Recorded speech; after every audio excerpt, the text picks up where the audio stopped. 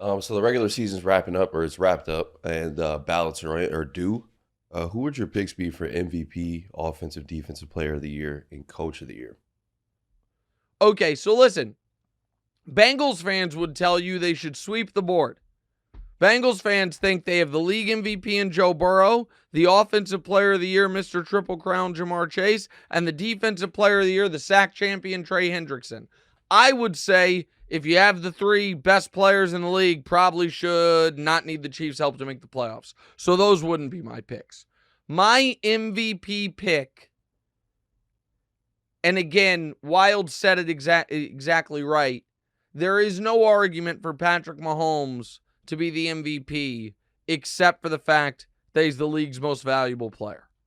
That's really the only argument for Mahomes this year to be MVP is that he is actually the most valuable player in football. But of course, that's not good enough. So it's not Mahomes. I thought that if Darnold or Goff were awesome Sunday night, they would have the winner. If they were awesome and they won, that guy at 15-2 for an award that's become quarterback only would have to get real consideration. Darnold was terrible. Goff was not that good. And so they're both out. So it really just is Lamar and Josh. And everyone seems to be trying to equivocate on why, it should be Josh over Lamar. I have less of a problem with it. To me, it is very, very simple. I think that they were both outstanding this year. They both led their teams to division championships. Josh didn't have Derrick Henry, and Josh hasn't won one. So I'd give it to Josh. And if people are like, oh, it's not like people seem to be uncomfortable with the idea that one guy having 2 and the other guy having 0 should play a factor in this, but it always has. If it's really, really close on awards, I don't care if it's the Golden Globes, the Oscars, MVP, the Cy Young, any of it. If it's really, really close and one guy's won it a couple times and the other guy's never won it, then the guy who's never won it gets the nod. So, and the other reasoning is the entire rationale behind Lamar winning it last year is the rationale for Josh winning it this year.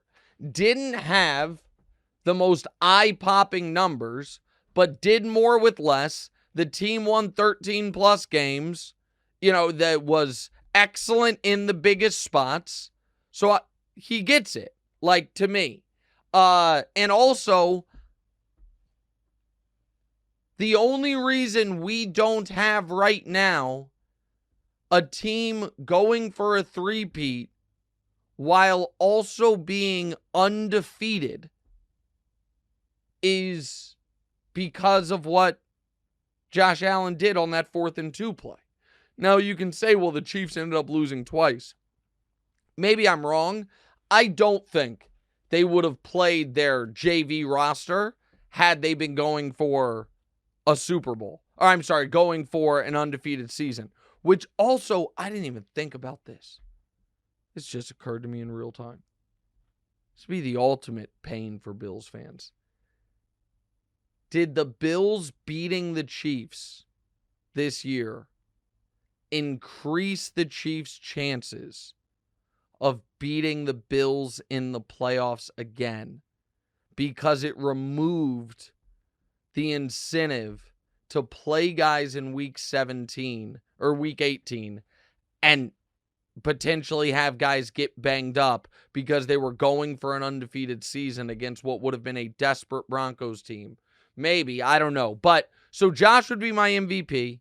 Well, you is got Lamar. Go ahead. Yeah, Josh. You're saying Josh Allen will be your MVP. Is Lamar at plus 320? Is that enough to get you to at least bet on that? No, because I think that I think Josh is an overwhelming favorite to win it.